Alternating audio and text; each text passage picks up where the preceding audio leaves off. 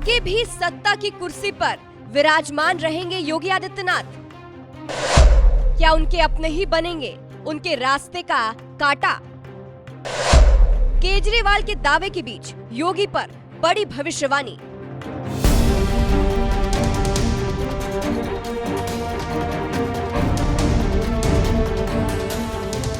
नमस्कार, आप देख रहे हैं न्यूज एक्सप्रेस। मैं हूं आपके साथ सृष्टि और हमारे साथ है आचार्य राकेश चतुर्वेदी जी। नमस्कार चतुर्वेदी जी, उत्तर प्रदेश के मुखिया योगी आदित्यनाथ ऐसे तो बहुत सी चीजों के लिए जाने जाते हैं, जनता उनके लिए दीवानी है, लेकिन अभी फिलहाल चर्चा हो रही है मिथ को लेकर कि क्या योगी आदित्यनाथ एक बार फिर से एक मिथ को तोड़ने वाले हैं।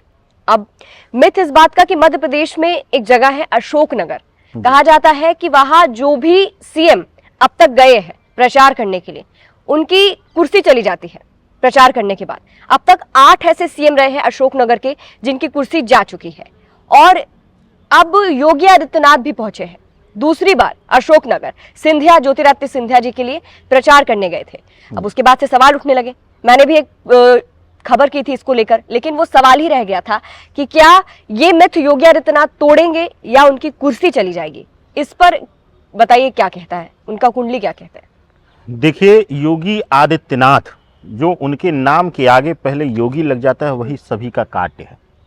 दूसरा, मैंने अनेकों नेक राष्ट्रीय समाचार मंचों से यह बोला है सृष्टि जी, जिस पीठ से, जिस संप्रदाय से वह बिलोंग करते हैं, जिस साधु संप्रदाय से वह बिलोंग करते हैं, जिस योगी संप्रदाय से वह, नाथ संप्रदाय से वह बिलोंग करते हैं, आते हैं, गोरखनाथ के लिए कहा जाता है कि देव, गंधर्व, दानव और मानव सभी को उन्होंने अपने तंत्रोक्त शक्ति से विवश कर दिया था, उनको मानने के लिए या उनकी शक्तियों को मानने के लिए।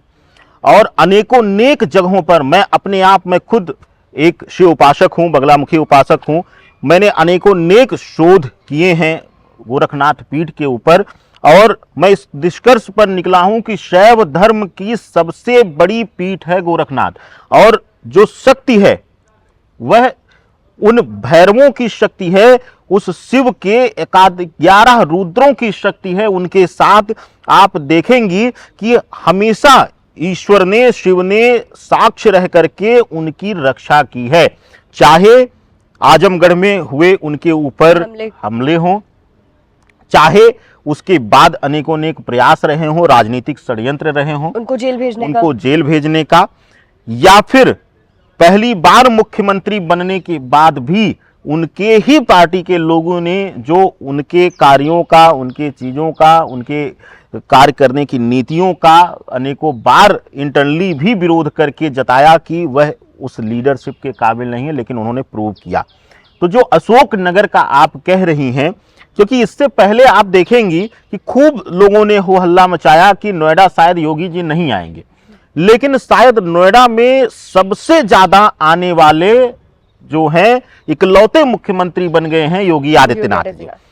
तो मुझे लगता है यह मिथ ही रहेगा और योगी जी पर यह सब जो छोटी मोटी नकारात्मकता है, यह सब उन पर हावी नहीं हो सकती है। ना उनके ऊपर, ना उनकी कुर्सी के ऊपर कोई भी आंच आने वाली है। चाहे एक अशोकनगर जाए, चाहे 10 बार नोएडा आए, चाहे 100 बार अशोकनगर जाएं, मुझे उनकी कुंडली से 1% भी संदेह नहीं है कि उनके पद मान सम्मान में कोई भी दिक्कत आएगी। इस बार उत्तर प्रदेश की 80 लोकसभा सीटों पर क्या टास्क तो हर किसी को दिया गया है, क्या योगी आदित्यनाथ भी अपना टास्क पूरा कर पाएंगे 80 लोकसभा सीटों का? क्योंकि दावा तो वो कर रहे हैं और बहुत चेहरे पर मुस्कान लिए कह रहे हैं कि इस बार अच्छी खासी सीटें वो ले आएंगे। देखिए, लोकसभा में सीटें आएंगी, अच्छी खासी आएंगी और योगी आदित्यनाथ जी का पूर्णतया प्रभाव है।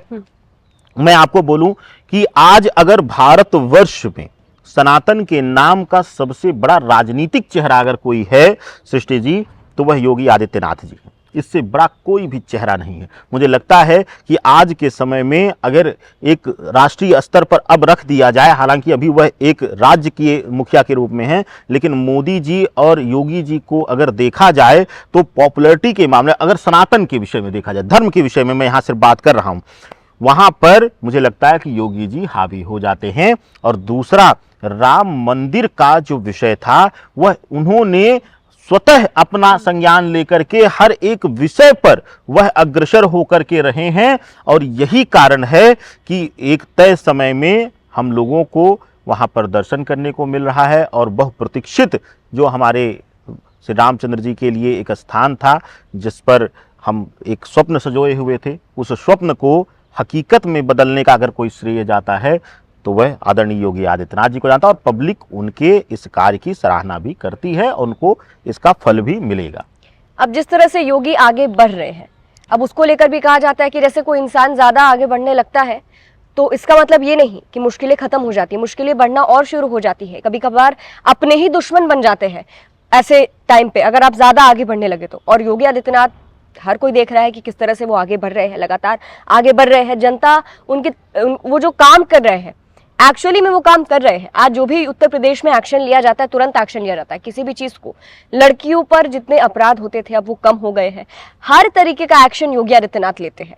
तो क्या कभी अभी जिस तरह से योगी आगे बढ़ रहे हैं, क्या रुकावट उनके अपने कभी बन सकते हैं पार्टी के अंदर? क्योंकि बहुत लोग, हमने देखा है सोशल मीडिया पे, बहुत लोग ऐसा बोलते हैं कि योगी आदित्यनाथ को बीजेपी वाले ही आगे नहीं बढ़ने देना चाहते हैं, बीजेपी के कुछ लोग। देखिए, योगी आदित्यनाथ जी के आप ही के अन्य मंचों पर हमने कई बार ये चीज बोला है कि सष्टम का राहु अज्ञात शत्रुओं से, वह अपने ही शत्रुओं से वह घिरे हुए रहेंगे, और उन्हें बाहरी लोगों से उतना डर नहीं है, बाहरी लोगों से उनको कोई भय नहीं है।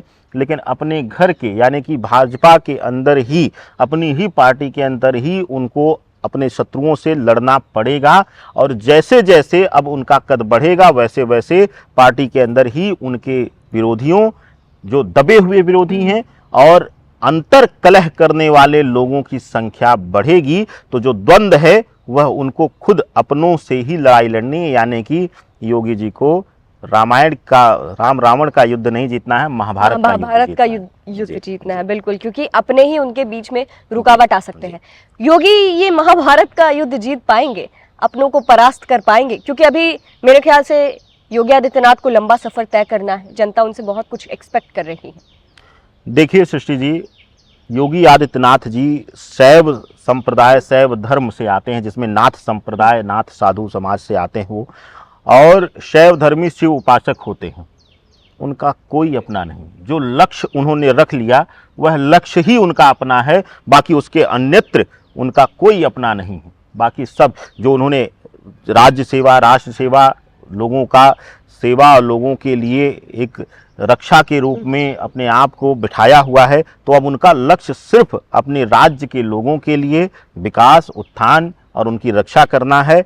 यही उनका लक्ष्य है, इसके अलावा उनका कोई अपना नहीं है। तो 100% ये लड़ाई वो जीतेंगे ही जीतेंगे। अच्छा, एक सवाल और रहेगा आखिरी, कि क्या योगी आदित्यनाथ प्रधानमंत्री बनेंगे? ये मांग तो पता नहीं कब से उठ रही है, जब से योगी आदित्यनाथ सत्ता पर बैठे हैं, उत्तर प्रदेश की सत्ता पर, उनके एक्शन लेने के बाद से ये मांग उठ रही है, जनता की मांग है कि भाई प्रधानमंत्री अब किसी को देखना चाहते हैं तो वो योगी आदित्यनाथ है। क्या मोदी के उत्तराधिकारी योगी आदित्यनाथ बनेंगे? देखिए, अगर धर्म के लिहाज से देखा जाए, अगर वाकई अगर धर्म के विषय को देखा जाए, तो अब तक मुझे लगता है कि योगी आदित्यनाथ जी के अलावा बाकी किसी ने कट्टरता के साथ धर्म के विषय पर लड़ाई नहीं लड़ी है। और मुझे लगता है कि उत्तराधिकारी कह लीजिए या कह लीजिए वास्तविक रूप से उस गद्दी के हकदार, मैं उत्तराधिकारी भी नहीं बोलूंगा क्योंकि ये उत्तराधिकार का साम्राज्य नहीं है, लेकिन मैं कहूंगा उस गद्दी के हकदार वो हैं। लेकिन उस गद्दी पर पहुंचने के लिए उनको बहुत लड़ाइयां लड़नी पड़ेंगी, और हो सकता है कि यह लड़ाई बीजेपी के लिए ही अंतर्कलह और बीजेपी के ही एक स्तर पर पतन का कारक बनना शुरू हो जाए। लेकिन बैठ पाएंगे या नहीं? लेकिन एकदम लगता है हमें उनकी कुंडली मजबूत है, सूर्य शनि की युति है और पिता से दूरी है, संन्यास ले लिया था उन्होंने। तो ऐसी स्थिति में सूर्य शनि जब एक साथ रहता है, तो अगर पिता पक्ष से दूरी बन चुकी है तो संन्यास जीवन में अगर वह आ गए हैं, तो शनि सूर्य की युति फलित होना शुरू हो जाती है। तो उनके लिए सर्वोच्च पद इंतजार करेगा जरूर। खैर, ये तो वक्त, आने वाले वक्त में पता चलेगा कि क्या सचमुच योगी आगे भी सारे मिथ को तोड़ते हैं, आगे बढ़ते हैं और महाभारत की लड़ाई लड़ते हैं और उस सबको परास्त कर पाते हैं या नहीं। फिलहाल आपको क्या लगता है योगी आदित्यनाथ को लेकर? कमेंट जरूर कीजिएगा।